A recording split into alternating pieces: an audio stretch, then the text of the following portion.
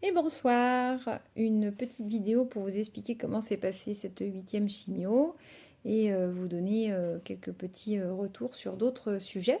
Alors ça s'est bien passé, pas eu d'effets secondaires dramatiques, on va dire. J'étais même assez en forme vendredi après-midi. Et samedi, j'étais bien, très peu de vomissements. Alors j'avais fait une séance d'acupuncture la veille. Et j'avoue que depuis que je fais de l'acupuncture, je sens vraiment la différence sur les séances. Mais c'est notable. Avec tout ce que j'avais mis en place, je pense que malgré tout, c'est ce qui a le plus d'effet sur le mieux. Donc un début de, voilà, vraiment une reprise bien. Euh, Bon, évidemment, pas très envie d'y aller quand même, hein. Mais bon, ça, on s'en doute, hein, on n'a pas tellement envie hein, de prendre ce shoot. Et en même temps, bah, envie que ça se termine. Donc voilà. Donc plutôt un mindset, un état mental assez positif. Et puis voilà. Puis on a attendu que ça passe, quoi. Derrière, donc derrière le lundi, j'ai refait une séance d'acupuncture, donc j'en fais une la veille et une le jour d'après quand c'est finalisé, ce qui a permis de travailler surtout sur les picotements des mains. Donc c'est pas très agréable parce que c'est des aiguilles à chaque doigt, donc bon, c'est sûr qu'il faut accepter d'être piqué.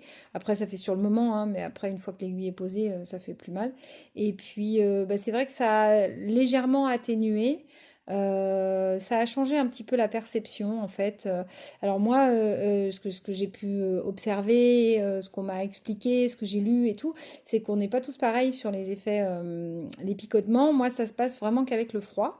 Donc dès que je mets les mains dans l'eau froide, quand je suis à l'extérieur et qu'il fait froid, ça picote et ça passe dès que je mets du chaud.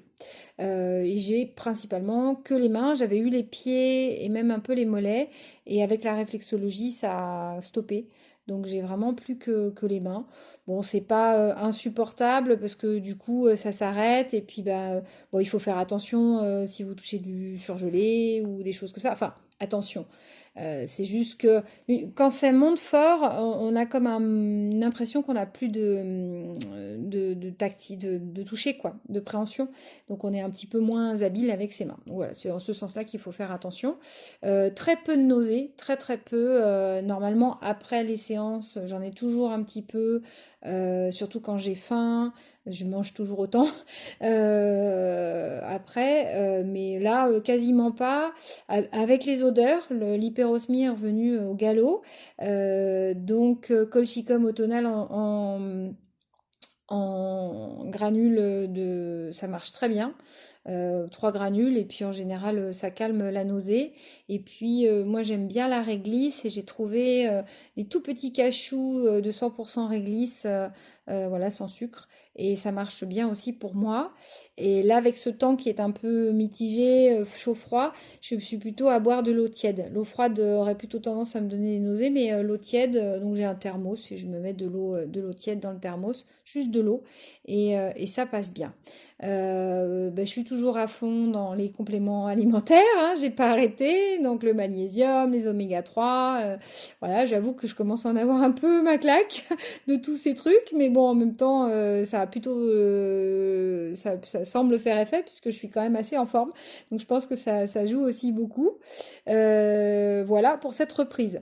Donc ce qui s'est passé à la clinique quand je suis arrivée, donc en fait ça fait 2 fois, 3 fois que quand on me met l'aiguille, ils utilisent un système avec une forme de papillon. Donc c'est comme deux ailettes blanches en fait, qui s'ouvrent et puis qu'il faut refermer.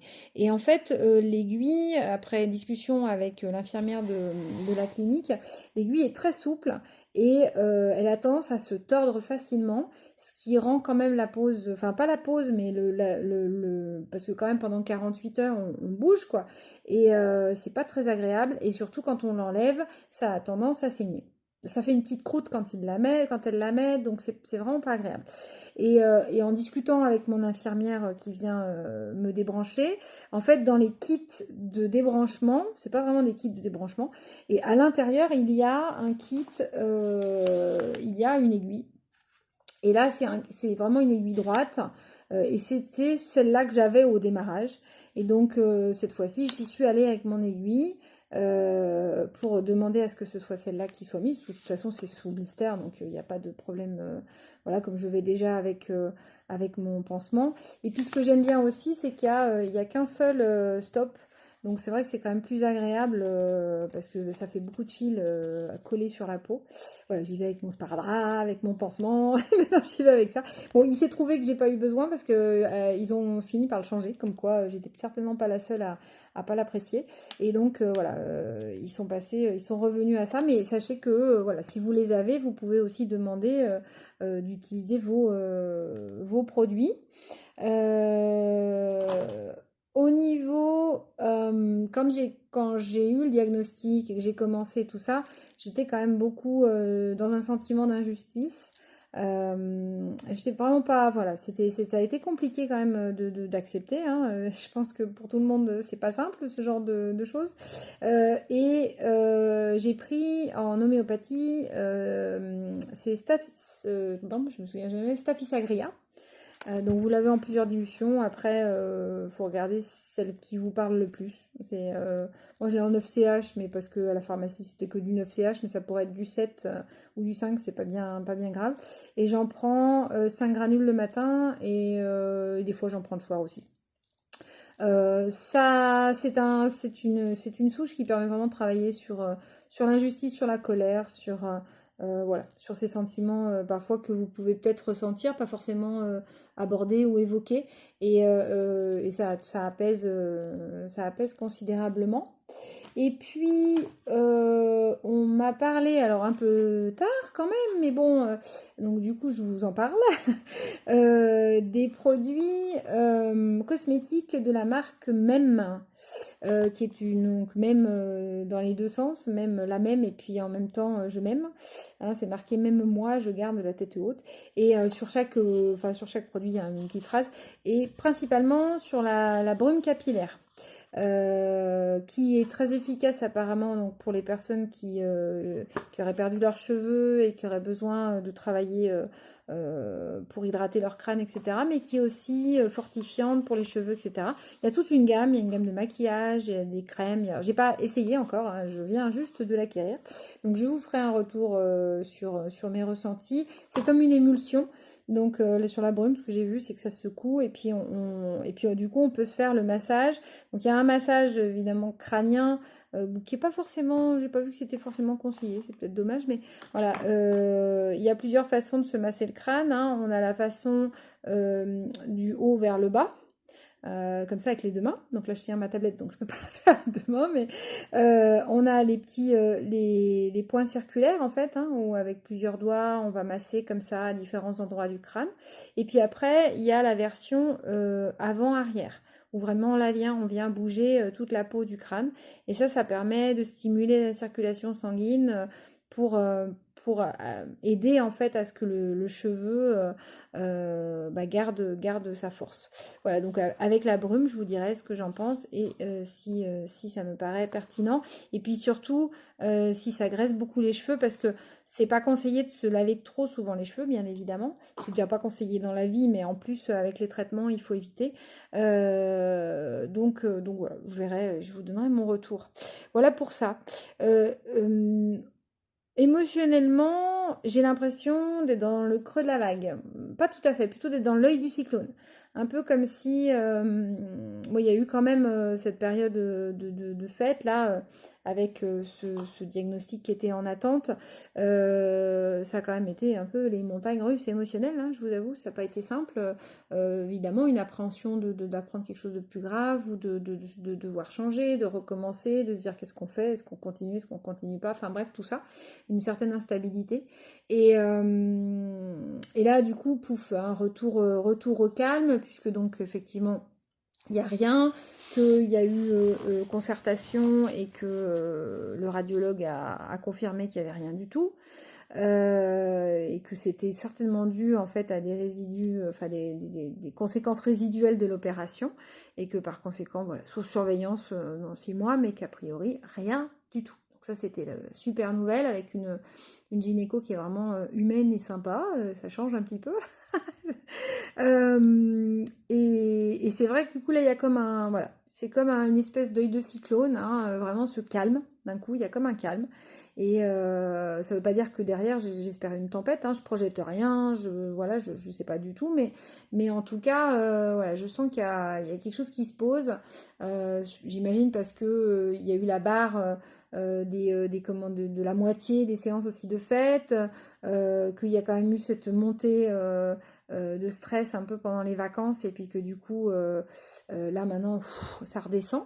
Donc voilà, donc c'est un peu cet état-là, beaucoup dans l'observation aussi, certainement beaucoup plus dans l'acceptation. Je pense qu'il faut un temps vraiment pour accueillir, pour accepter même accepter le traitement, les conséquences du traitement.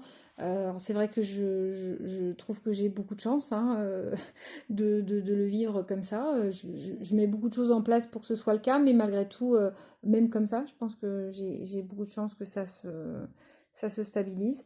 Voilà. Et puis voilà, puis pas forcément dans une attente d'un changement dans l'après. Simplement, y a moins peut-être de recherche. Je pense qu'on passe tous par là quand on est là-dedans, quand même du pourquoi, même si, même s'il n'y a pas de réponse, mais il y a forcément la question. Et donc, il y a moins de recherche, en tout cas, d'une explication, d'une compréhension peut-être, hein, ou peut-être qu'elle est là et que du coup, il n'y a plus besoin de chercher. Et puis, il n'y a pas forcément non plus un besoin. euh, c'est quelque chose, je l'ai entendu tellement de fois depuis que sur les gens qui sont venus vers moi et à qui j'ai pu évoquer ce que je vivais, parce que encore une fois, je n'en parle pas forcément à tout le monde, même si je suis là avec vous en vidéo. Je transmets pas ces vidéos, voilà. Si vous êtes là, c'est entre guillemets par pur hasard, même s'il y en a jamais, mais en tout cas par pure synchronicité. Et c'est vrai qu'il y a beaucoup de gens qui sont passés par des expériences identiques ou semblables, et qui me disent il y a un avant, un après. Et en fait, c'est vrai que j'ai presque envie de dire, il faut pas dire ça en fait. Aux gens qui traversent cette épreuve, d'abord, évidemment, il y a forcément un avant, un après, ça c'est logique, mais ils le disent dans un sens où tu verras, ce sera plus pareil. Et je crois qu'on vit tous les choses vraiment de façon différente. Et bien sûr qu'il y a des choses qui changent, c'est évident. Elles changent même pas à l'après. C'est pas comme s'il y avait, une fois que c'est fini, pouf, on ferme la porte et ça y est, abracadabra, il y a un truc qui tombe. C'est tout un processus qui se met en place, et je pense qu'effectivement, il y a peut-être des choses au niveau des priorités, au niveau comment, de l'acceptation de certaines situations où on dit oh, c'est bon, hein, comme j'avais dit dans une vidéo, les gens, les gens qui me saoulent, qui me font chier, dehors. Non, j'exagère un petit peu, mais c'est un peu ça quand même. Et en fait, je pense que c'est juste de laisser les choses se faire, et puis surtout laisser chacun vivre son truc. Et je comprends pourquoi aussi il y a des personnes qui disent oui, je préfère que pas partager, mais en même temps, on peut partager sans pour autant dire voilà, c'est ce qui va vous arriver. Finalement, ça reste mon expérience, mon vécu, mon ressenti, il m'appartient. Hein, et je prétends pas dire que c'est la bonne façon de faire, ou voilà, c'est vraiment pas ça. Et après, c'est juste pour accompagner, apporter. Puis quand je vois vos commentaires et que je lis vos commentaires, je suis touchée, très très touchée, de par ce que vous me dites, de par ce que vous vivez. Parce que je pense qu'il y a des personnes, c'est pas que je pense, c'est que je sais qu'il y a des personnes qui me regardent et qui vivent des trucs super durs, et j'ai beaucoup, vraiment beaucoup de compassion pour ce que vous vivez, parce que je peux pas me mettre à votre place, mais je peux imaginer comme c'est compliqué.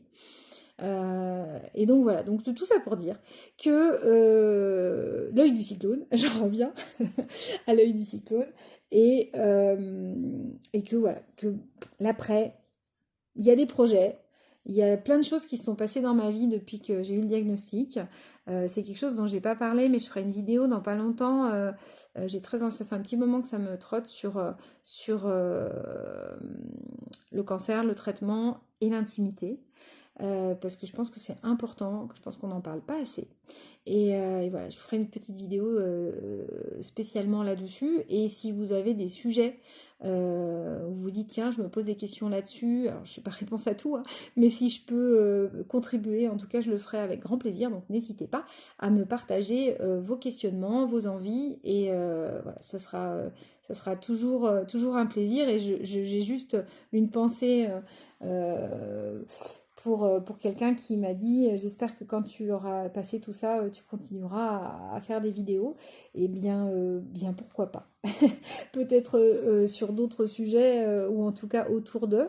Ça fait partie des projets aussi. Euh, Étant donné que je suis dans l'accompagnement, je me dis qu'il y a peut-être quelque chose, j'ai peut-être quelque chose à apporter, une pierre à l'édifice aussi dans mon quotidien de thérapeute autour de personnes qui sont en traitement ou voilà, qui viennent d'avoir un diagnostic ou qui sont en fin de traitement, enfin peu importe. Mais voilà, en tout cas, c'est un projet et c'est vrai que ça me tiendra à cœur en tout cas de contribuer aussi dans la vraie vie et pas que en digital, même si vous savez que je suis sur Toulouse, donc si jamais il y en a qui se promènent dans le coin, surtout n'hésitez pas, je serais ravie de pouvoir vous rencontrer en vrai.